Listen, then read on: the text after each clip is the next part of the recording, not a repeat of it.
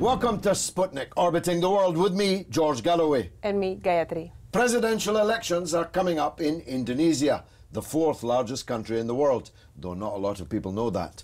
It's an archipelago of tens of thousands of islands, of which only Bali nowadays gets much talked about, and often for the wrong reasons. This was not always the case. The Bandung Conference in 1955 on the island of Java, where I'm from, was once the center of the emerging post-colonial world. Our first and greatest President Sukarno, who had led this freedom struggle against the Dutch, convened all the great anti-imperialist leaders from around the world. Nasser from Egypt, Nehru of India, Tito of Yugoslavia, and Nkrumah of Ghana, and many others. Sukarno was the last Indonesian president able to give the country the weight its size and importance deserved. It is the largest Muslim country in the world, after all. And when he was overthrown in a US-organised and blood-soaked coup in 1965, the country went downhill fast and far. The US puppet dictator Suharto presided over the world's biggest massacre in modern times, wiping out literally millions of his own citizens, and all with US approval. There was no doubting Indonesia's alignment in Suharto's dark days. Anyone who has watched Joshua Oppenheimer's epic and multi-award-winning film, The Act of Killing, will know that the fascism, which underpins Suharto, hasn't gone away. Impunity and amnesia are the twin pillars of today's Indonesia. One of the remnants is now the prominent presidential candidate, Suharto's son-in-law, Prabowo. He's a former general standing against Jokowi, who is the current governor of Jakarta, and was in 2012 awarded the most outstanding mayor. Last week, Prabowo said that democracy was, quote, an un-Indonesian thing, unquote. But he's hoping it can be fixed for him anyway. We'll know the results soon. With us now to discuss Indonesia, the sleeping giant, is Anton Alifandi, formerly with the BBC, now the Principal Southeast Asia Analyst at IHS. Anton, thanks for joining us. Let's start with this statement by Prabowo, who says that the Indonesians don't really need democracy. It's an un-Indonesian thing. What did he mean by that, and how did that go down? Well, he's certainly said in the past that there are too many administrative regions in Indonesia, too many, over 500 as a matter of fact, and he thinks it's too unwieldy to govern the country. But I think what has happened, well, what you've given away, is very difficult to take back. If there are any attempts to sort of rein what's been happening in the past 15 or so years in terms of restriction elections, there'll be a lot of resistance to that. So you don't think it'll go far? No, I don't think so. Now, in one way, you could see this as a Sukarno-Suharto runoff, although neither of the parties are quite what their mentors might have been. Would you agree with that?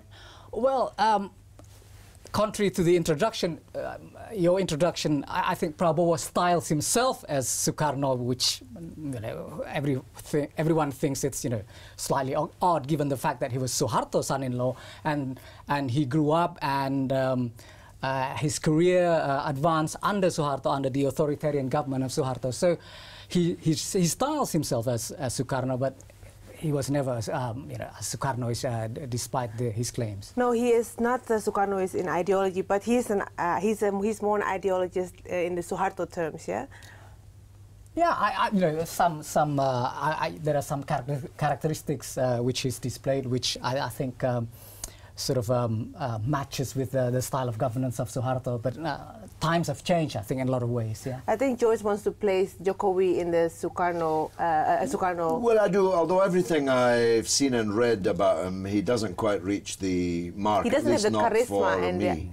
But he is obviously the left of centre candidate, or the centre-left candidate, and he does have the support of Sukarno's family. if you look at Jokowi's manifesto, it harks back to all the Sukarno mantras, you know, economic self-sufficiency, cultural independence, political independence. So there is a lot of Sukarnoist rhetoric. But I think Jokowi and his partner are very much pragmatic in their outlook in terms of economic policy and even foreign policy. So I don't think you'll see a sharp turn to the left either way. The sleeping giant issue is one that has long occupied my mind, at least since marrying an Indonesian. But before that too, this is a gigantic country, the world's fourth largest, the largest Muslim country in the entire Ummah. And yet its weight is, forgive me saying so, very, very light. Its footprint in the world, very slight. That is true. If you look at it, for example, in Indonesia's contribution to world affairs, for example.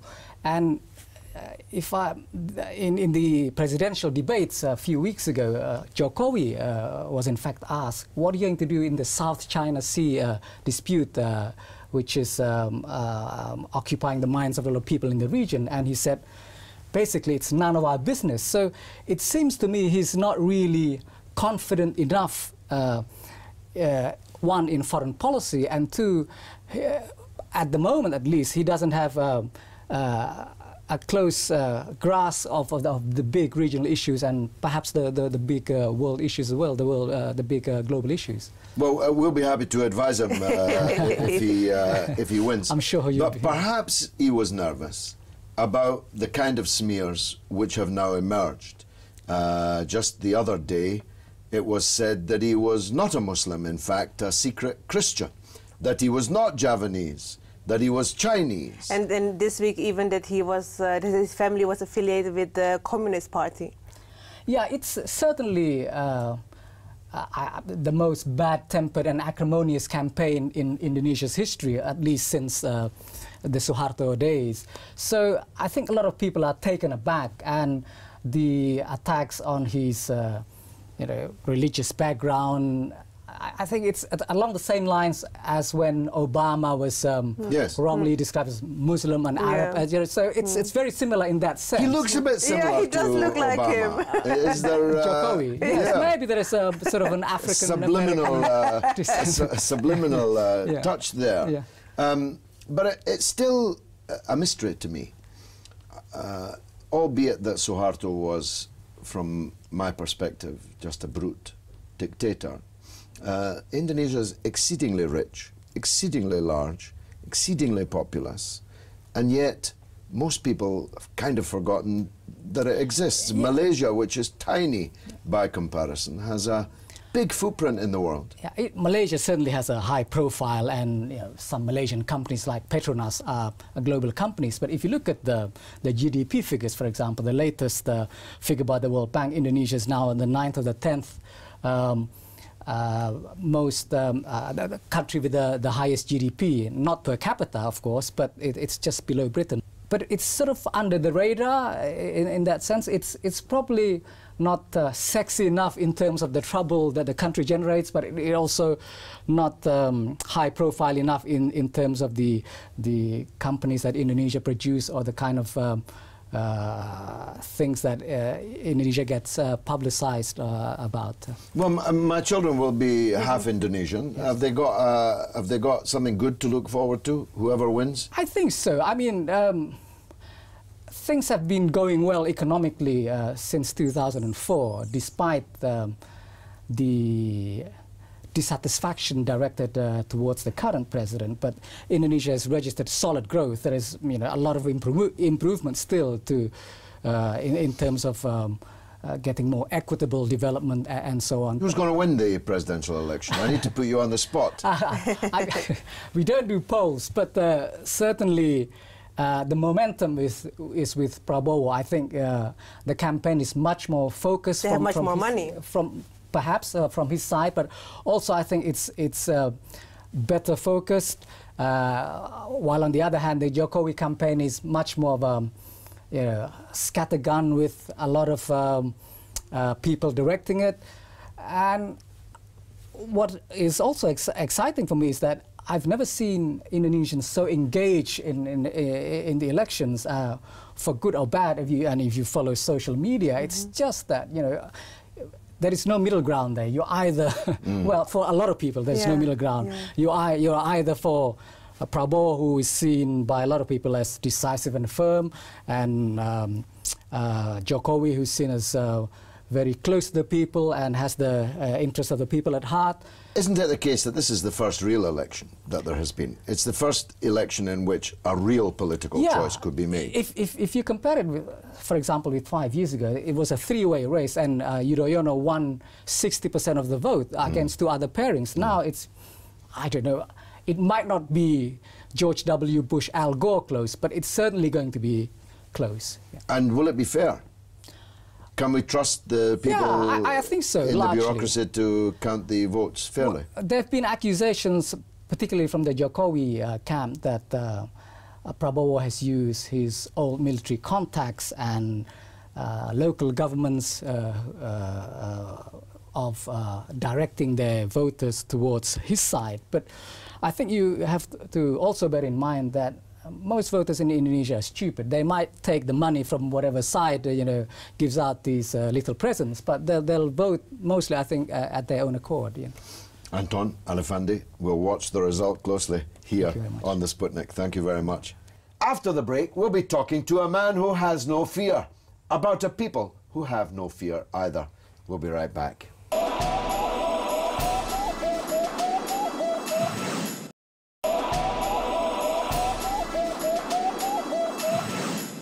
Welcome back to Sputnik. A veritable slaughter of the Palestinians took place last week, but nobody much was paying attention. Most of the media made sure about that. All attention was focused on the kidnap and murder by unknown killers of 3 young Israeli settlers squatting illegally on stolen Palestinian land. The Western media and politicians knew each one of them by name. Few could have named a single one of the Palestinian children killed, one every 3 days over the last 13 years, by Israel, by settlers, and by the occupation force which guards them. No sooner had the bodies of the 3 settlers been found than a pogrom of Palestinians began. In Gaza, far away from the scene of the crime, indiscriminate bombing from land, sea and air began, with once again the near 2 million Palestinians locked up inside, having nowhere to run, nowhere to hide. And a young Palestinian boy was kidnapped, tortured, murdered and set on fire in West Jerusalem. As usual, Western statesmen and their media echo chambers were unmoved. The state of Israel, in any case, is out of control, killing and maiming at will, confident that no one is going to try and stop them, especially those who pay for it all and who arm them. A young Englishman, Harry Fear, based in Gaza when he can get there, is one of the West's most fearless supporters of the besieged and beleaguered and all but abandoned Palestinians. And I'm glad to welcome him back on board the Sputnik. Harry, it was a traumatic week and may have sparked the beginnings of a new intifada in Palestine. How did you see the week unfold? Well, I mean, it was extraordinary because it was all of this attention was brought about because of 3 Israeli teenagers being killed. But empirically, 3 Israeli teenagers is nothing in the context of this conflict, but suddenly the conflict has the world's attention, massive international headlines and etc. The fact that almost 10 or over 10 Palestinian youths were killed in the same period is of no relevance to anyone. No one knows any of their names. No one knows any of their names. And no one, it's like no one cares. Personally, I don't blame the journalists. I blame the editors because they frame how everything is produced. And really, it's about the fact that Israel has all of the power. It has all of the military power, it has all of the diplomatic power here.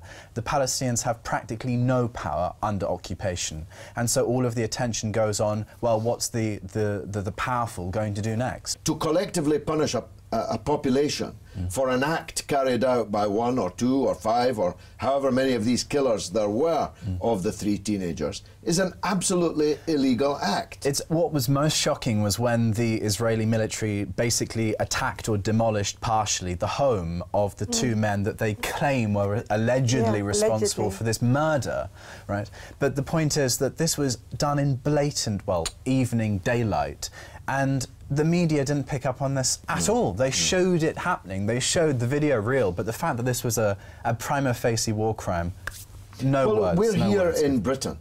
If in the time of the Troubles, the IRA had killed 3 British people, and Britain had then begun a ruthless, remorseless aerial, naval and land bombardment of entirely unconnected civilian people in parts of Ireland, well, I mean, you just got to state that to see how absurd it is. Britain would never have done it. They'd never have gotten away with it. America would have seen to that if they had.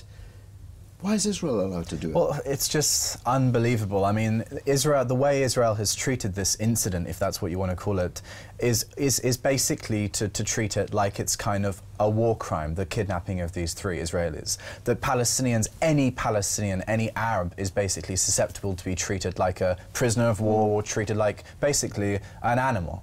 And so, if you just imagine another analogy, imagine that 3 American youths are kidnapped in the USA.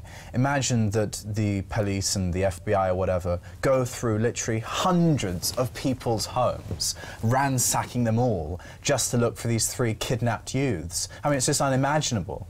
But the point is that Israel has treated this incident not as a kind of criminal crime, but as a kind of an act of terrorism. It was a terrible crime. One of the things that occupied me most this week, I had more than 1 million, in fact almost 1.5 million views of something I put up on Facebook, in which I asked, where are the Arab leaders? Where are the Muslim leaders? None of them appear to be able, willing, to lift a finger, even to say, stop doing this. Well, why has the Arab world come to this pass? Well, I mean, this is probably one of the major contentions which separates the Palestinian issue with apartheid from the South African issue of apartheid. Because at least the black South Africans did have some nation-state allies. I mean, the Cubans, for example. But it is shocking, and it is almost eternally depressing that the Arabs have basically forgotten the Palestinian issue. And in Egypt, over the last 2 years, it's almost got worse and worse and worse. I mean, just let's take, for example, one point of it, which is the Rafah crossing with Gaza in Egypt. There was a murmuring a few weeks ago that the Egyptians may open the crossing now that there is some kind of unity between Hamas and Fatah. Well, that's flown out of the nest very quickly because of what's happened. But the Egyptians talked about potential improvements. That's all but gone now. Hamas is extremely weak in Gaza, and the situation really in the last 3.5, 4 weeks has totally deteriorated. All of the improvements which have been stacking up over the last few months have just basically evaporated. So this unity behind President Abbas has apparently just faded away. And the authority has no authority. It's called the Palestine National Authority, but it's not all of Palestine, it's not national, it's definitely got no authority. It's not even on life support. I mean, it's virtually comatose, this whole situation. Something has to change. I don't think that there will be an intifada. I think that Palestinians are too tired for that. I think that the PA or the PNA will suppress that. The parties, the Palestinian parties, are so weak, and I think that, frankly, the morale is so weak that I think an intifada is unlikely. I think what's more likely is that it'll continue in this fairly intractable position for months to continue. The settlements, I'm sure, will be made in the name of these 3 Israelis who were killed and abducted as a kind of retribution. And I think that whole kind of reaction that we've seen in Israel of tens of thousands of Israelis liking the idea of killing Palestinian children and going out and seeking blood revenge and etc. I don't think that's representative necessarily of all of Israeli society, but clearly, that marks very distinctly that there is something wrong with Israeli society in respect of racism and hatred. And unfortunately, of course, there's hatred on both sides. But the problem is that all of the power lies on the Israeli side, and it's free to use that to exact its hatred. And the peace envoy was, as usual, absent without leave, utterly silent. In fact, we now learn signing very lucrative deals with the Egyptian military junta in Cairo. You couldn't make it up. No. I mean, there's a big campaign now, we're involved in it, to have him removed as peace envoy. Seamus Milne in The Guardian this week said that he must be stripped of all public authority. The conflict of interest involved in his business dealings and working for the quartet, and his support for the Israeli side in all controversies, and his wish to spread war and confrontation in the Middle East makes the continuation in the appointment surely untenable. Do you think he's long for that position? It's absurd. Of course it's absurd. The whole peace process has been absurd. The idea that the Americans can broker it, that the idea that there's any mandate on the Palestinian side, and the idea that Israel has any intention to do anything positive to make peace or to make justice. The whole thing's absurd. And unfortunately, the Tony Blair situation of him being this peace envoy to the quartet, basically it's emblematic of the whole situation of the West treating the conflict in this way. There's no seriosity, there's no gravity involved. And even in respect of the sympathy that we have seen towards the Palestinians, and it's been very limited over the last few weeks, it's basically just there for diplomatic balance. No one actually really cares, of course. But I think we've now seen a big switch. The Arabs have turned away from the Palestinians, but in the West, I've never known a time where so many people could see clearly who the victims in this picture are. It's very odd, but the liberation of Palestine might now have to be driven from not just outside of Palestine, but outside of the region itself. Boycott, divestment, sanctions, all of these big movements getting stronger and stronger in Europe, but also in North America. That's one of the strange things about what's happened over the last month as well, that ostensibly you'd expect that the killing of these 3 Israeli youths would dramatically worsen the Palestinian image, if you like. But actually it hasn't done that, because we've seen the US, the UK, the EU and the UN all issue statements towards Israel saying restrain yourself in reaction. I mean, that's actually, in diplomatic terms, that is actually an improvement. And we've got to grasp onto where there are hopes. Well, there's a demonstration outside the Israeli embassy in London today, Saturday, and there is similar demonstrations going on everywhere.